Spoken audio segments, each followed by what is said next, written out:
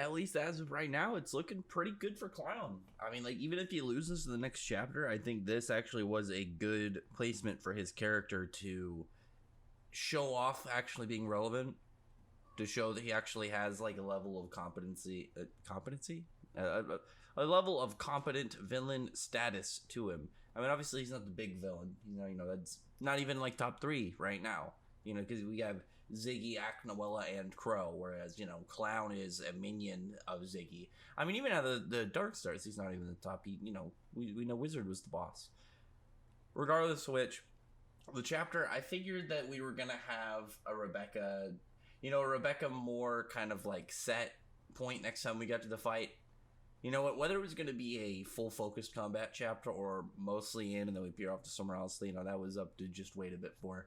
Whereas, like, okay, we got, like, a full combat chapter. We have, like, just a straight chapter of watching Rebecca fight Clown. And, one, she did pretty good. I actually liked seeing both of their styles in a fight here. Like, both of their combat styles. The whole, obviously, the time ability that Rebecca has, obviously, like, she's not just doing super speed. It's through time dilation. She's making herself faster with, speeding up time and stuff for her. I'm still wondering if she's going to start doing opposites to that. Like, is she going to be able to slow her opponent down a little bit? Or, some form of larger way, utility-wise, that her ether gear can be more beneficial to her and really help her out a lot. I mean, like, right now in the fight, we don't really know exactly what Nightmare Clown's ability does. A lot of people, including myself, I'm guessing it's some form of, like, mental illusion. He's going to be trying to attack her mind. And I'm guessing also that because of stuff like Rebecca's witnessed all of these horrible timelines multiple times, then this would be something that she would be able to handle. Like, it's probably going to bother her a bit, but I feel like it's something that she can kind of get her head back, like, straight on a swivel and get back in the fight.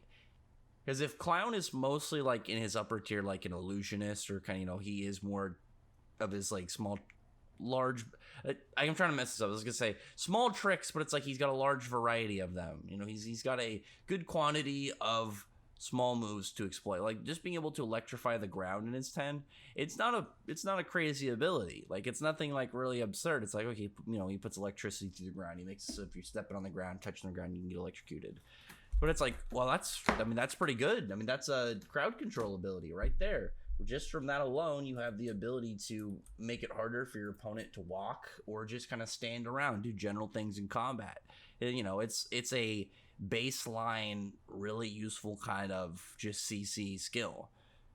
And seeing it here, like, he's got his cool other attacks. I like he can make things disappear, like when he, with the tightrope and the other stuff in his tent, he can snap his fingers and make it disappear. I think that's really cool too, just for, like, that manipulation aspect. He can put in and move and take away, like, anything within his vicinity. The flame rings are still, like, attack wise, visually are my favorite, just because I think they look really neat whenever they're, there's these big flaming rings literally flying through there. I just think they look neat. It reminds me just of, like, a weird Pokemon attack. Kind of like how, like, Fire Blast would be. I used to think it was in the shape of a man. I'm pretty sure it's in the shape of kanji that means, like, burn or something. But, yeah, Rebecca in this chapter, I was very happy that she had a more serious fight, because she hasn't been in a spot in the series where we've had her in a straight, serious, one-on-one match. And Clown's about that guy. Like, Clown's goofy, but he's also, he's got that serious kind of tone to him as well. He's not overly comedic to where he doesn't seem like a threat. Like, even him doing stuff like he's juggling swords, and it's just like, okay, well, he looks a little silly doing it, but he's throwing swords at somebody, and he's a robot, so it's like they're going to be way stronger than some random guy throwing it. And you even see it, like, across the room, he chucks it, and it sticks right into the wall, like, goes deep into what I would guess is metal. So, having cut steel, like, pierce into these steel walls. Because, like, I imagine if they weren't metal, and you can see, like, behind the curtain what looks like, metal bars and stuff. I feel like it just only makes sense to be metal. If it was like they didn't hit the metal, they would slide down or fall out of the curtain. I mean, I feel like that would be kind of obvious. If it just goes into cloth, it would just completely get weighted down and fall out. So it's got to be right in actual steel. And Rebecca catches one, which is really impressive. Like, that's really good for her leg strength. Obviously shows a good amount of skill and just, like, handling herself. Like, I wonder if that's something like she would be able to do normally, like just like that quick of a sword grab with her feet, or if it has to do with their ether gear too. I feel like the overdrive giving her that boost like that makes sense, especially because of like the whole balance thing. If there's like a general boost to her legs and things that just kind of just boost up what she can do with that, I mean, I feel like that makes a lot of sense.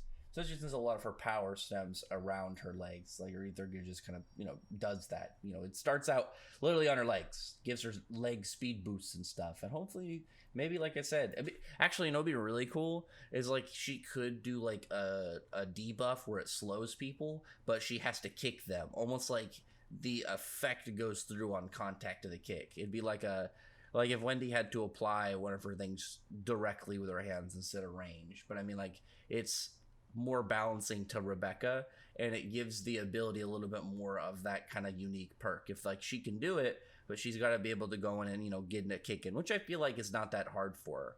And it'd be something that'd be like, well, in a fight later, maybe the problem is she's having issues like landing a kick on her opponent or getting to the point where she can get a kick on them. I think that would be pretty cool. I think that would be a really neat feature for her to have. And again, it'd be pretty powerful, but at the same time, just the right amount of balance.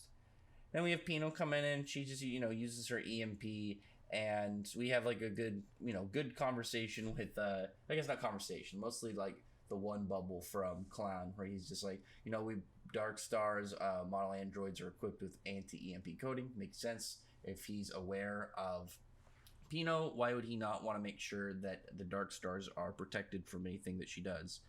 I'm still wondering, like, was that form that that wizard used overclock? Because it does look a bit like Clowns in this chapter.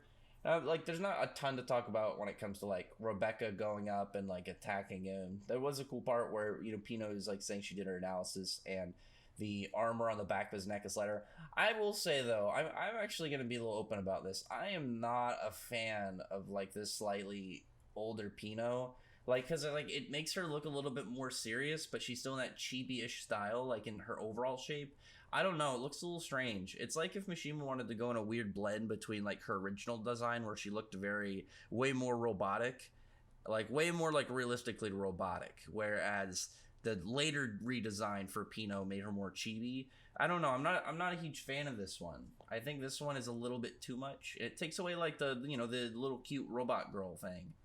That was like everybody's favorite thing about Pino, is that she's just cute little robot that assisted and had fun little panels. But now like I think the issue is like she just looks, I don't know, it's like one of those parts where like I guess a good example would be like the start of the chapter, when somebody's a little bit astonished and like their eyes get the extra wide, and then like you don't see the color in their pupils, it's all extra. Well, you don't see that obviously here, it's black and white, but you know what I mean, that kind of like whited eye thing, and it's like they only have the white eyes. Their eyes are way bigger. Maybe like their mouth has like the shape, but it has the whole like, there's no teeth. It's just white inside to kind of give that like kind of gasp moment. I think that's a pretty good comparison for the most part. But then Rebecca goes and shoots Clown. Clown uses overclock like right when she powers down and uses this ability after going to his nightmare Clown. And I don't know if it's an ability, if he's just saying, like, using words, but he says, like, pleasant nightmares. And then, like, Rebecca's body starts to disappear, starts to kind of just fade out and dissipate. So, I'm guessing that it's some form of illusion-based ability. I mean, I feel like that makes, again, the most sense for this kind of scenario. Because, like, she's not dead. She's not going to, like, fully disappear. Unless this is, like, a kill move, then we have to get, like, immediately Cat Leaper to back her to safety. Just because it'd be way too dangerous to, one, give a character like this at his level, because it's either he's going to be one-shotting people, or they're going to be too powerful and resist the ability. Rebecca, I think, is in a good spot because of Cat Leaper, that she can reverse the situation and aim this in a way that is going to turn her the fight whenever she gets back on her feet. But I think the most likely thing is an illusion-based ability, especially because, he says pleasant nightmares, so, obviously opposing pleasant dreams, so, some form of sleep or some form of mental attack, I think, is the most logical thing here. And my belief is it's not going to be, like, I don't think Rebecca's going to need to be saved by anyone else. I think this is going to be something that she needs to mentally get past, or what, whatever the exact obstacle is. But I think she could do it, and I'm really hoping she does it by herself. As long as like another character doesn't do anything physically like intervening.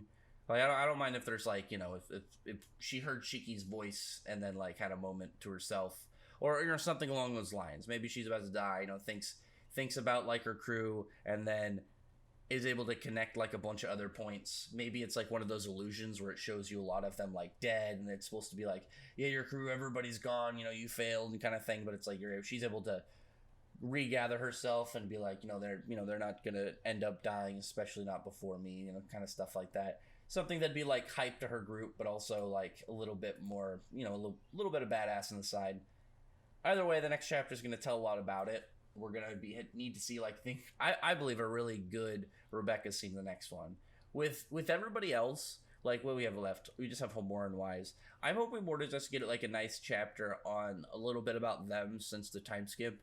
I don't think they need the same kind of grand win that Rebecca does, because Rebecca doesn't have any of those really good serious wins in the series, whereas like pretty much everybody else has. She usually is fighting smaller characters with like more goofy wins or stuff where it's like very easily defeated and whatnot.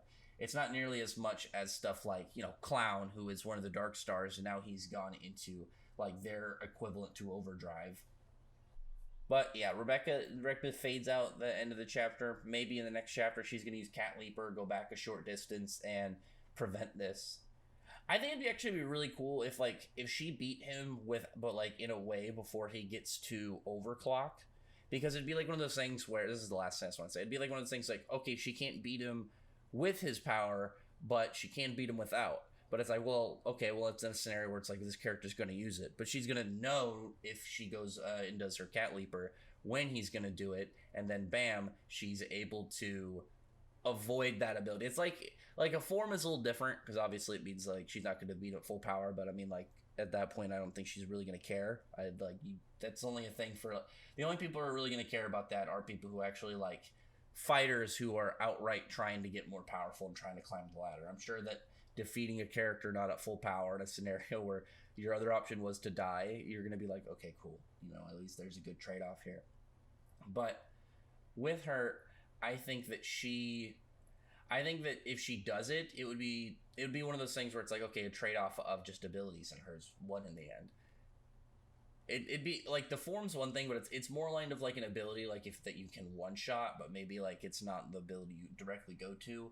Rebecca's is like a reverse one shot with her Cat Leaper. I wonder how many times she could do it. But anyway, like, because it was like 2 before. I wonder if it's a couple more now, maybe like 3 or 4. But anyway, other than that, comment below. Thumbs up the video for a like button, subscribe button, check out my other videos. But that, I appreciate it. Subscribe, and thank you all for listening. Bye.